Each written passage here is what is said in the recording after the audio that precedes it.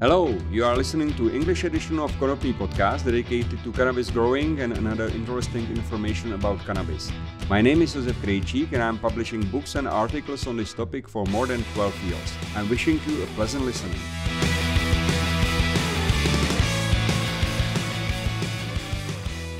Hello, I'm here in Schruns in Austria, in Vorarlberg, and I am happy that I visited the SANlight company after 1.5 years, more or less. And it's always nice to talk to Martin, the CEO of SANlight.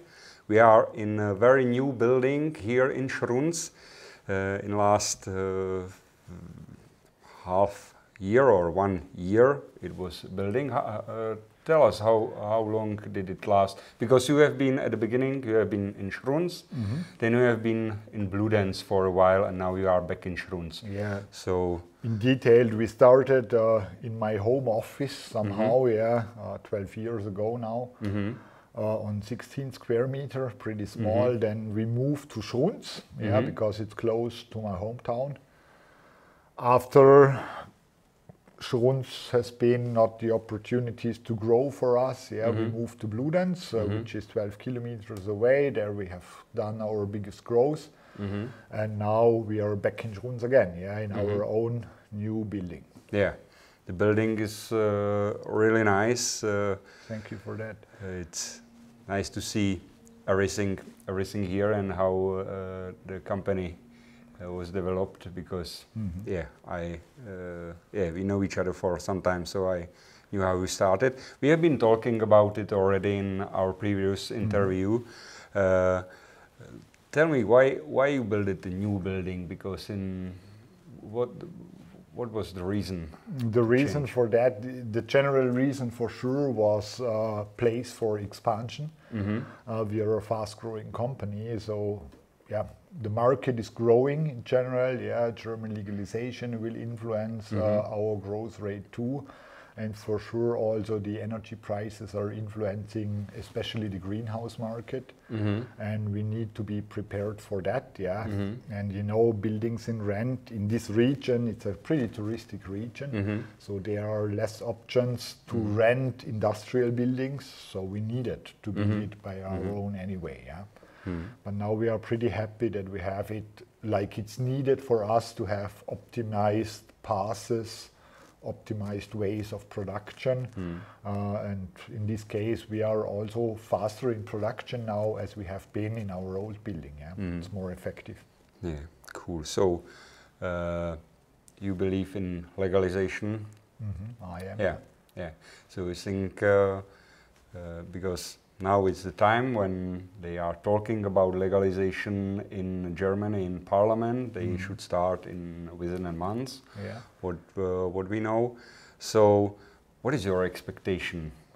Like, do you expect only home growing will be legalized, or also social clubs, or it will be fully legal? What's your expectations? So my expectation is that at the beginning of next year, that home growing will be allowed, because it's somehow an easy and fast way to go. I also believe that this cannabis club or this cannabis club scene will be somewhere, but I believe it will take a little bit longer. Let's say 1 year longer. And then we will see. I believe that model is going to work, and I'm a big believer in that. With the German model, we have a model which is convincing to all the European laws, and if nobody is killing each other, and I believe that will happen, the legalization will be rolled out over whole Europe in the next 10 years, step by step. I think it would be great. My dream is that cannabis will be on the same level as beer in the future, but it will take some time. Maybe I will have longer hairs. What's new on the LED market? Is there some during last 18 months? Did something new came, or is there something some hot topic around LED at the moment? So at the moment we are facing up the situation that the LED chip technology is somehow at the end of getting better. Yeah, so for sure chips are getting better, but very slightly. So we are calculating an increase of efficiency per year nowadays with 1% better efficiency per year. That's almost nothing. 4 years ago, we had, for example, one big step from, or about 20% increase in efficiency. Yeah, but now the physics tell us, yeah, okay, it's done with more and more and more efficiency. For sure, there are a few changes or optimizations which can be done in the production process. So from the efficiency point of view, I believe there we are at a very high level at the moment, and this level can't be pushed by 20% in the next 5 years. That's not possible. But we are getting other new options. Yeah, on the one hand, we are getting maybe other colors. For example, a green LED chip itself, it's at the moment still pretty inefficient. And they are working hard on that, to improve that efficiency too. And maybe this can help us to build up new, more efficient spectrums. The UV technology in general is interesting for us because there, due to Corona, they invested a lot of scientific work to stabilize production processes. So in the UV region, many things have changed over the last year. But still, we are not in the regions where we can use UV LEDs for our growth. So there are claims that UVB helps in cannabinoid production and terpene production. We have running tests at the moment. We can have a look at it afterwards. But from the technology side of view, we don't have really good UVB LEDs still. So at the moment, our experiments are more focused on UVA because there the chip technology is sufficient for growing. But let's see what the experiments will bring out, and then we will do a decision if we go in the direction of UV or not.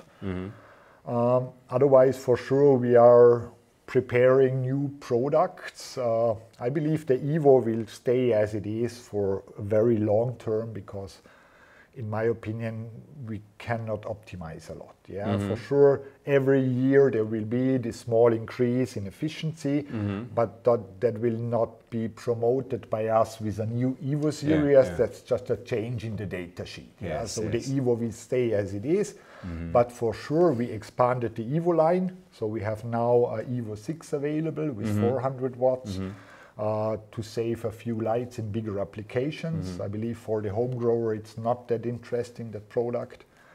We launched our Flex series for rooting, cloning, for seedlings, or in general for multi-layer applications, which is very successful on the market and a very good light for cloning.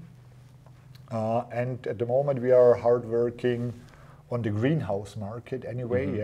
Not just greenhouse with cannabis, also greenhouse tomatoes, food in general. And we launch by end of the year the Evo Compact series, which is a small fixture with a very high power density, which is made for lighting up plants from high distances. That's in fact the biggest things what we are doing at the moment. But for sure we have a very long and full development pipeline. But as a manufacturer, we are always developing product to have it somewhere if we need it. That means it's developed and then it's waiting if it makes sense to bring it to the market or not. And always our trials in our laboratory are one decision point, if we bring a product to the market or not. If the product is not successful in our laboratory, we will not bring it to the market because it's not our goal just to sell useless lights. If you talk about the laboratory, we will look there after first part of our interview. You can grow weed here in your new facility. So you have a special license for that? Yeah, we have a license, to produce 45 kilograms of THC weed here in Austria for scientific purpose. Okay. Yeah, so cool. What are you doing with all this weed? You have to burn it somehow? Or? We have to save it, in a safe. And once a year, the government is passing by, checking it, and will take it away. Yeah, good. When you have been talking about EVO and developing of new light spectrum, can we say that in EVO series the light spectrum will be all the same, or you are slightly changing the spectrum even in EVO? So till today we have the EVO 1.0. And we will launch in August the EVO 1.5. This 1.5 means we tested 5 other spectrums in competition with the old one, and we had no positive effects. But with the 5th one, we have a slight positive effect in efficiency. And we changed the spectrum a little bit because you need to imagine if we build up a spectrum, we are using different LEDs. So we are using a few white ones, a few green ones, or whatever. And for example, if the red ones are getting better, we are trying to push them in our product as soon as possible. Yes. But the white ones are still the same. And so we have tiny changes in the spectrum, but tiny ones. I believe the spectrum as it is now is a really good broadband spectrum for doing everything indoors, especially. Yeah. Cool. So you have been talking also about some new stuff, mostly for greenhouses. Can you say something more about Flex? Is it possible also to use it for like additional light for regular plants to, let's say, illuminate lower parts of plants? So the Flex, during the development, we always had in mind, okay, the Flex should be usable at a very small distance between canopy and light. So the Flex is optimized for distances between 12 to 20 centimeters above canopy. But we also had in mind to use the Flex as an interlighting system. If we are talking about grow tents, you can use a Flex staying vertical in the corners, to light up the whole height of the plant, to make nice spots out of the common popcorn. Let's call it like that. You can use it horizontally, laid for 180 degree around on the floor and let light it up. But with interlighting in general works really fine to maximize yield per area. But you have to know that interlighting shall be switched on earliest in the 4th week of flowering. So the plant has to be in the clear flowering status before you start interlighting, because otherwise you may get in troubles with Hermes. Oh, really? You have this experience? Yes, definitely. We have this experience. Okay. So wait to switch on the Flex as interlighting system till the 4th week of flowering. Okay.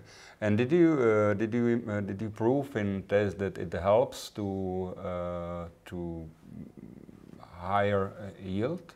Yes, definitely. It helps to higher yields.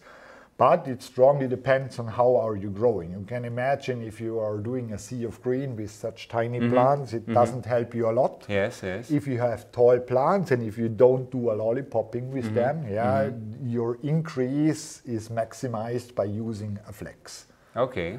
That's a fact, But it depends on whatever you want, and for sure it depends on if you are using let's say a bad top lighting system. When you are using, for example, a 600 watt HPS on a 120 times by 120 times 120 area, the increase of yield while using 4 flexes with 80 watt in some is dramatically, because the HPS system, it's not the maximum what the plant can handle. But if you are using, for example, 2 of our Evo 5s in the same area, you are at the maximum limit of light what the plant can handle, and then the increase of the flex is not, or the benefits of the flex is not that dramatically. So it depends on many factors. So growing technology or growing style, sea of green, big plants, small plants, and the basic setup what you have. The light intensity and the portion of light which are plants able to absorb, we have been also already discussed in our last interview. You can find this interview also on YouTube and or on my website. What is your actual knowledge? What, let's say, PPFD you suggest now, or you would suggest to people who grow only indoors without light from outside? So in general, you can read on our blog section about these experiments. So we did a few trials with different light intensities based on our Evo spectrum. At first, I have to claim that the maximum intensity a plant can handle strongly depends on the light spectrum. So if I have a pretty broad banded spectrum, I can bring much higher light intensities to the plants, as for example when using only this red and blue discrete spectrum. So it's very interesting. That's very interesting fact. So since 8 years, 8 years ago we tested it, for example, red and blue spectrum versus white spectrum, and have seen that for cannabis, the maximum level for a red and blue spectrum is somewhere between 500 micromoles per square meter per second, and then first saturation effects are slowing down the photosynthesis rate. With our Evo spectrum with additional far red inside, with a very balanced red to white ratio, you can go up without CO2 up to 1,100 micromole with THC plants. That's important fact too, because what we examined too is that a CBD plant is handling light totally different as a THC plant. So while we had bleaching effects on CBD plants at 600 micromoles, we don't have any bleaching at 1,100 micromole with the same spectrum, just with a THC plant. It looks like the THC plants can handle much more light. And based on our research, we have in general 2 recommendations, as you can read in our blog. You can say, okay, I use less light to maximize my gram per watt, or I can maximize the light intensity and then I'm maximizing the gram per area ratio. And that's a question of style, of energy, of some other factors, maybe where we don't have an influence. So imagine your limit is current. So you need to go to lower intensities, but this nice side effect is that photosynthesis is working much more efficient on lower intensities as on higher intensities. So let's say with 800 micromoles, it's easy to beat more than 2 grams per watt. With a 1,100 micromole setup, it's nearly impossible. Because imagine 1,100 micromoles, that means for us roughly 600 watt on 1.5 square meters, so 400 watt per square meter. So imagine you would need to harvest more than 800 grams on 1 square meter, which is possible, but it's not the daily use case. Yes, that's right. That's right. But anyway, the very important thing is to say that intensity is very close.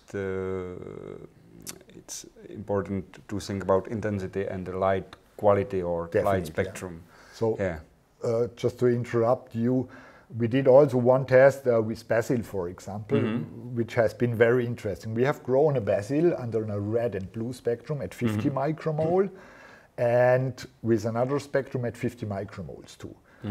at 50 micromoles, we harvested almost double the amount at the red and blue spectrum. Okay. Then we raised up the intensity to 100 micromole, and at 100 micromole we had more or less the same yield. Okay. And then we raised it to 200 micromole, and at 200 micromole we examined the opposite. So then the white spectrum performed much better as the red one. So it always depends on the plant for sure too. Definitely. And on the spectrum. Yeah, yeah. It's also this is also important because lots of lights is testing or different species than cannabis, and it's necessary to use. From my point of view, if you want to be successful with growing, it's necessary to use lights which are made especially for cannabis. So that's how it is. The last thing about internal lights. If you put inside flex, for example, okay, you get better yield, you get better lower buds, let's say. Is it efficient? Because you, on the other hand, you need more electricity. So in a total, if I then calculate yield per watt, is it it goes dramatically down, or it? Again, strongly depending on your top lighting system. Yes, it's very efficient if you combine HPS with such interlighting system. Then you're really increasing in the region of 2 grams per watt. So that means one flex 20 will give you a plus in yield of 40 grams. Yes, okay. That's nice, yeah? But if you have, as mentioned, a high output light system over your canopy, then the increase is just 1 gram per watt. Then the efficiency is dropping down dramatically. And again, also this is depending on the spectrum of your top light, not just on the intensity, because green light is penetrating much deeper to the plant.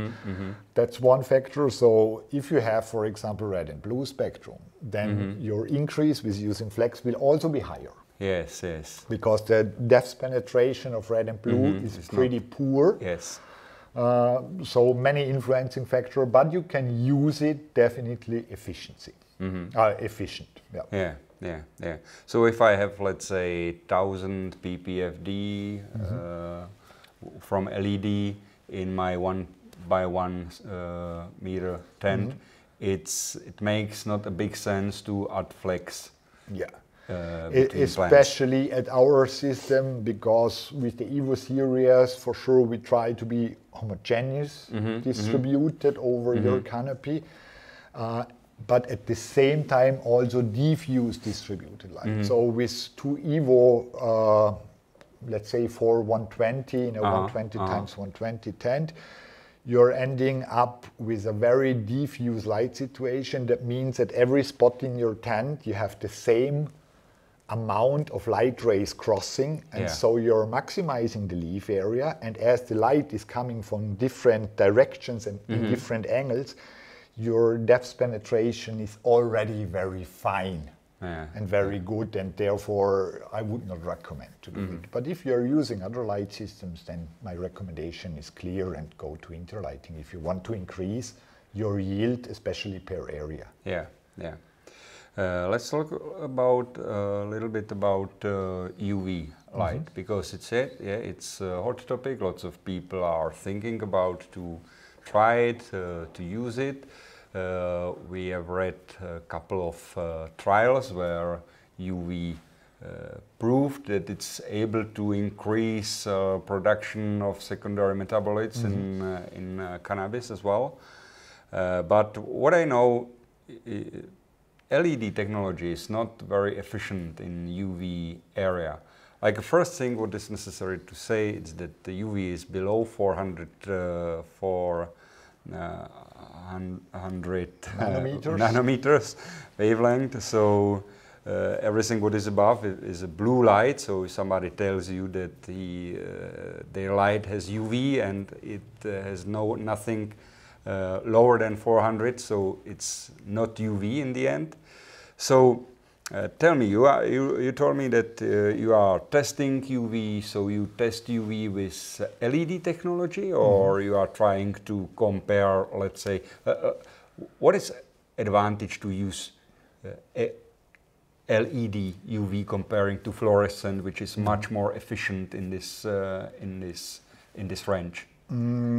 Okay, it's a longer topic. Yeah, in general, LED are not definitely bad in the whole UV range. Okay. The problem we are facing is, okay, UVC.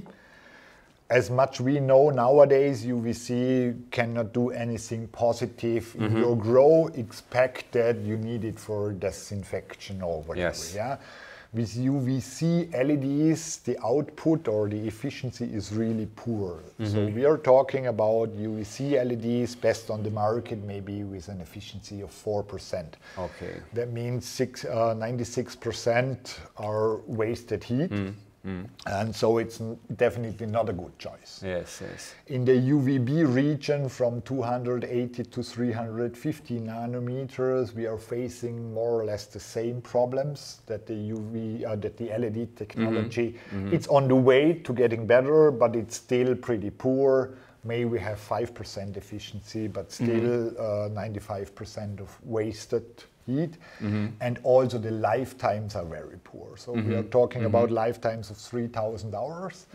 You know, the LED technology is not that cheap as a fluorescent tube. Yeah, so yeah. if someone wants to experiment with UVB, it's still our recommendation to use fluorescent tube. Light, yeah, yeah. But in the UVA region, starting at 350 nanometers to 400 nanometers, we are talking nowadays about 30,000 hours lifetime, which is much better, almost 10 times more lifetime as with UVC. Yes. And the efficiencies are somewhere around 60%. What is which good is already? Very good, yeah. Yeah, yeah. So technology-wise, the LED technology can handle UVA pretty good, yeah, better as a fluorescent tube, also in lifetime. Yeah. Now our question, what we want to solve is, does this help the plant? Yeah. So we have read a lot of research about UVB, and you have to be pretty careful about these research results. Not because the research has been done wrong, but many people are interpreting it wrong.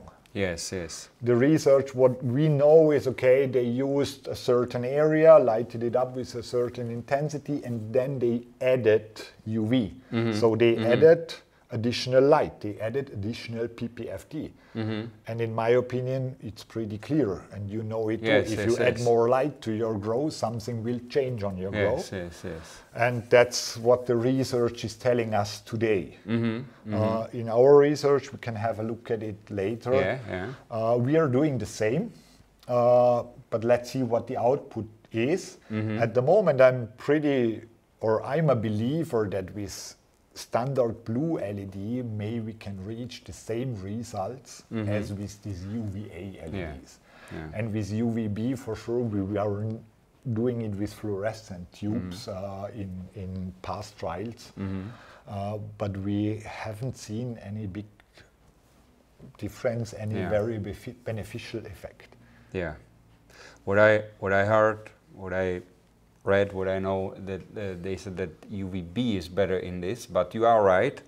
What is very important also to say, okay, if I make a trial with 800 ppfd, for example, and add extra 100 ppfd in UV, then I use 900 ppfd. So I have to compare it with 900 ppfd without UV to have a result I'm looking for, what some result I can believe. So yeah, it's good if you read about some research, about some trial, to really read how they did it and think about if it's done correctly or not, because even scientists sometimes make some mistakes, but it's a good thing to follow if you read some researches about light. I know that you do it the way that you have the same intensity, once with UV, once without UV.